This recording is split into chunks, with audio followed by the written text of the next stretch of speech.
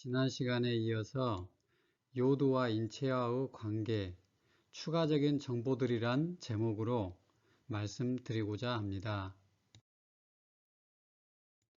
태아기 때의 갑상선 호르몬은 태아의 신체와 뇌의 발달을 자극합니다. 임신 초기에는 엄마의 갑상선 호르몬이 태아의 신체와 뇌 발달을 자극합니다. 뇌의 호르몬은 전신 내분비 기관을 발달시킵니다.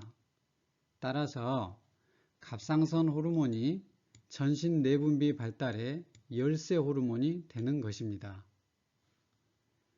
요오드가 부족하면 갑상선 호르몬 분비가 저하되고 따라서 뇌 호르몬의 분비가 저하됩니다.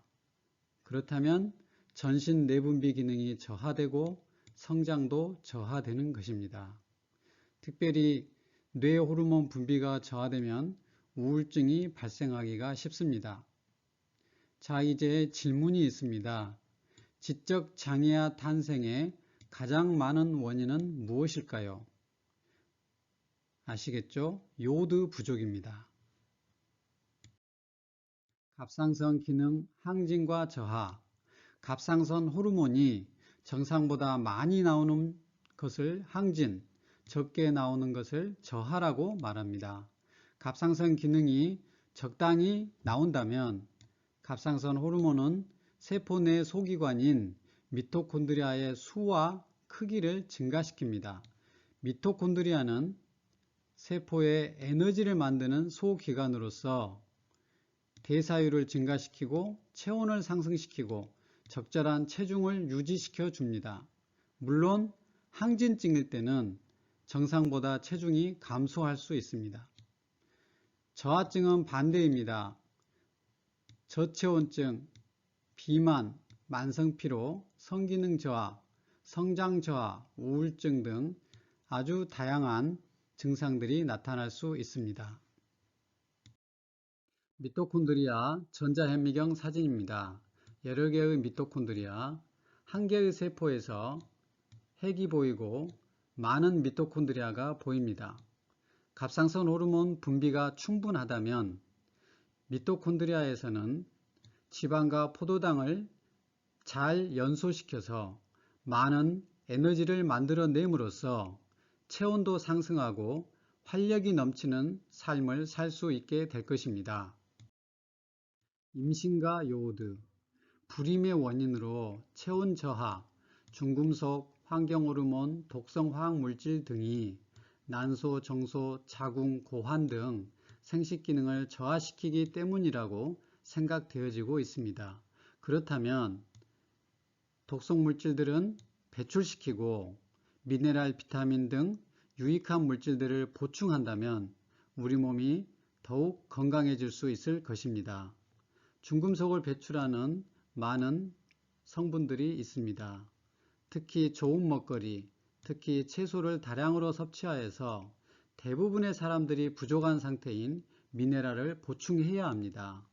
특별히 요오드는 중금속을 배출하고 체온을 상승시키고 인체를 알칼리화시키는 중요한 기능들이 있습니다. 출산 후 미역국을 먹는 것은 상식입니다.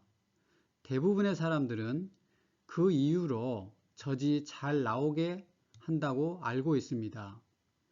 요오드는 분비 기능의 촉매 역할을 하여서 분비를 잘 하게 한다고 앞편에서 설명했습니다. 그런데 미역국을 먹는 중요한 또 하나의 이유가 있습니다. 아기에게 요오드를 충분히 공급하기 위한 것입니다. 모유에는 요오드가 고농도로 함유되어 있습니다. 그러면 출산 후부터 미역국을 먹어야 할까요? 저는 아주 어려서부터 미역을 먹어야 한다고 생각합니다. 한국 어린이 요오드 부족이 80%나 되는 어린이에서 부족하다고 하고 불홈은 90% 어린이에서 과량 측정되었다는 연구 보고가 있습니다. 후쿠시마와 요오드, 방사능 물질은 200가지나 된다고 합니다. 주기율표에 원소의 개수가 100여 가지인데 어떻게 200가지나 될까요? 동위원소 때문입니다. 요드는 동위원소 131, 132가 있습니다. 또 많은 방사능 원소들이 있습니다. 음식의 방사능이 인체 내에서 계속 잔존하고 핵분열을 일으켜서 세포를 손상시키고 암을 일으킵니다. 체르노빌 원전 사고 때 인체 피폭의 90%가 음식 섭취 때문이었다고 합니다. 그런데 음식의 방사능은 오직 세슘만 검사가 가능하고 나머지 200개는 검사가 불가능하다고 합니다. 마트에 가면 일본산 수산물이 많이 판매되고 있습니다. 이 사실을 안다면 안심하고 사 먹을 수 있을까요? 특별히 방사능 요드는 유해합니다. 왜냐하면 요드가 전신세포에 작용하기 때문에 방사능 요드도 전신세포에 유해합니다. 또 갑상선암을 일으키기 때문입니다.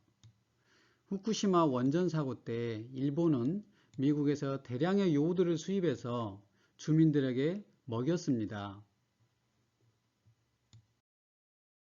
요오드의 기타 유익한 점들. 앞에서 설명했듯이 대사율을 증가시킵니다. 미토콘드리아의 수와 크기를 증가시켜서 대사율을 증가시키는 것이지요. 활력을 증가시키고 피로 개선, 특히 부종 개선을 합니다. 또 알레르기 질환을 개선시키고 인슐린의 민감도를 증가시켜서 당뇨약을 줄일 수 있습니다. 또 위염을 개선합니다. 요오드는 항균 작용이 있다고 했습니다. 헬리코박터 균을 억제하고 또 소화의 분비를 증가시키므로 소화력을 증가시킵니다. 또 우울증을 개선시킵니다. 빈혈을 개선시킵니다. 보통 만성질환에 의한 빈혈 환자는 체내 저장철이 충분한데도 헤모글로빈은 빈혈 상태인 사람이 많이 있습니다. 이런 환자에게 요오드는 유익하겠습니다. 또 성기능을 개선시키고 집중력과 기억력을 증가시킵니다. 전립선 비대가 있는 분들은 요오드와 셀레늄, 비타민C, 비타민 D 등을 섭취하면 도움이 되겠습니다.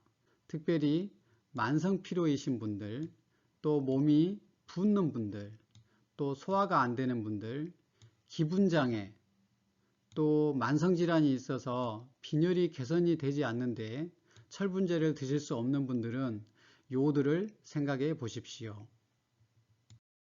요오드 얼마나 부족한가요? 한국 어린이 80%가 부족하고 반대로 브롬은 90%가 높게 검출되었다는 보고가 있습니다. 미국인은 80%가 부족합니다. 요오드 1일 섭취량, 세계에서 일본이 가장 많습니다. 12mg, 한국도 꽤 많습니다. 2에서 5mg, 미국은 0.3mg입니다. 일본 홋카이도 해변가 주민의 하루 요오드 섭취량은 200mg이나 됩니다. WHO에서 1일 권장량은 겨우 0.15mg입니다. 왜 이렇게 많은 차이가 있는 것일까요?